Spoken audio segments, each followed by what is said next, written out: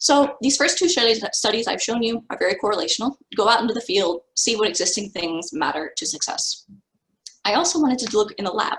I wanted to say, what are some things that I can manipulate and I can control that may be affecting people's access and motivation out in the field? What I chose for this was I chose the lens of stereotype threat to look at how women may or may not engage in gaming. That initial interest, that initial engagement, that's super important to whether or not people continue and whether or not they become professionals. So definitely an issue near and dear to my heart. All right, so how did I do this? I had two sessions. A session where they come in and they learn the game with me, and then a session where they compete against other people. Half of the participants were in a co-ed cohort, that is male and female, and the other half were in a women-only cohort. So when they come in, they're going to either be exposed to a bunch of guys or a bunch of girls. I recruited from our Psych 110 participant pool, and everyone in this study had very little competitive gaming experience. None of them had entered a tournament before. None of them reported playing this game in particular more than once a month, which is not enough to be considered even basic skill level. And everyone in the study knows that everyone else is pretty bad. So, you know, theoretically, if you walk into a room and you're like, we're all equally bad here, there wouldn't be any stereotype threat, right? We're going to see that gender matters in these judgments too. So like I said, I bring them into a lab for an hour. I go over all the buttons, make sure everybody's on the same page, and give them about half an hour to practice. And then about a week later, they come back and they compete against each other. Throughout this process, they're filling out mood surveys, belief surveys, knowledge surveys, and then I actually look at how well they did in that tournament. So one of the things I included at first as a control measure, but now as a measure of interest, is that a knowledge of gaming quiz. So can they name a game with a zombie in it? Can they name a game from the match 3 genre? What about the battle royale genre? And scores on this, the task was constructed based on the last 10 years of gaming, very balanced, don't have time to show all that. But basically, the idea is that their scores on this test would represent their knowledge of gaming and how cultural norms have shaped their retention of that knowledge. Okay, so in generally speaking, cultural norms are what determine whether or not we hold on to, we judge information as being relevant to us, right? So if the mass media is only advertising video games to men or only advertising easy bake ovens to girls, that communicates a message that we absorb.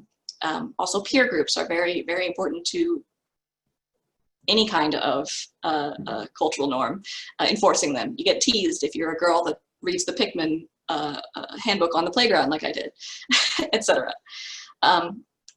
So even non-gamers are going to have ideas about gaming and stereotypes about gaming, even though, even if they're not within gaming communities themselves, even if they don't go out to these tournaments and see that 98% are men, they still have ideas, it's still coded.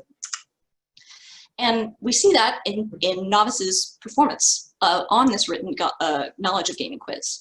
So we're actually seeing a floor effect with women. There are some that can't even name a most basic fact about gaming, even out of a 50-question quiz.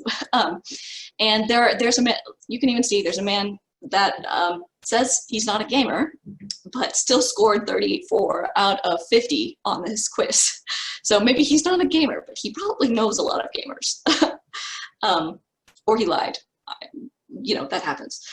Nevertheless, you can see that men tend to absorb this, passively absorb these, even though they aren't interested in games themselves. They're able to report more knowledge about gaming than the average woman. If you've heard of gender schema theory, the idea that we filter everything through a schema of, is this relevant to me based on my gender? That would make sense why women don't retain the knowledge. Okay, so not only are women and men actually starting out in different places in terms of comfort with gaming, but they end up in different places as well, depending on stereotype threat manipulation.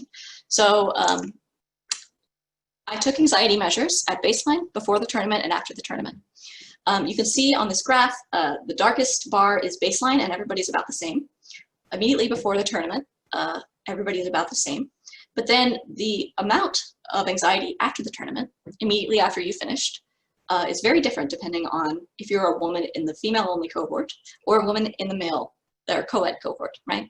So women in the female-only cohort, they do see the difference in their anxiety levels is significant from baseline to tournament, but it's also significantly lower than the men and the women in the co-ed cohorts. I don't have much to say about why men's is the highest, except perhaps the competitive aspect of it. But we are seeing a different emotional outcome for women that are exposed to gamers that are men and women that are just playing with each other. Also of note is that women in the female-only cohort were much more likely to report that they actually used a strategy and attempted to win in the game. So women in the co-ed cohort are more likely to say, oh, I just push buttons and hope for the best. I just key smashed. And women in the female-only cohort are more likely to say, oh yeah, in our training we talked about this kind of attack being good for this, and I used it then. So very different in terms of engagement. And finally, in terms of motivation, women in the female-only cohort reported that it was more important for them themselves to do well in this tournament versus performance pressure. So everyone felt the same amount of performance pressure, but women in the female-only cohort said that it was way more important, they felt, for them to do well for themselves than the women in the co-ed cohorts. So whether or not there's performance differences, there are clear emotional outcomes for being in a co-ed versus female-only cohort when learning this game that everyone is new to. But we also have performance results too. So what's sort of difficult about this study design is that any tournament game win is somebody else's loss. And if somebody is already walking in with more game knowledge or comfort with gaming, it's much more likely they're going to win above you no matter how much you learned in the training session. So we had to control for individual starting skill level and the skill level of the cohort as a whole. So because the win-loss data are paired, that makes things more complicated. Even then, women in the female-only cohort are performing better than women in the co-ed cohorts. Based on the results on the last slide we just saw, this could be because of different motivation and engagement, could be because anxiety might be interfering with their ability to perform. But yeah, just by playing with men, women are doing worse here, which should make us wonder what is happening at real life tournaments that might be affecting women's underperformance there. Okay, so looking back at this study, despite gaming being relatively arbitrary, that is, you don't really need any set of genitals to be good at it, it is culturally coded as masculine. We see that from the performance scores of men and women. So even non-gamers that are men have an advantage over women that are not gamers. And women who learn and compete against other women, so in a low stereotype threat type environment, end up with both better emotional and performance outcomes than the women that are exposed to higher stereotype threat.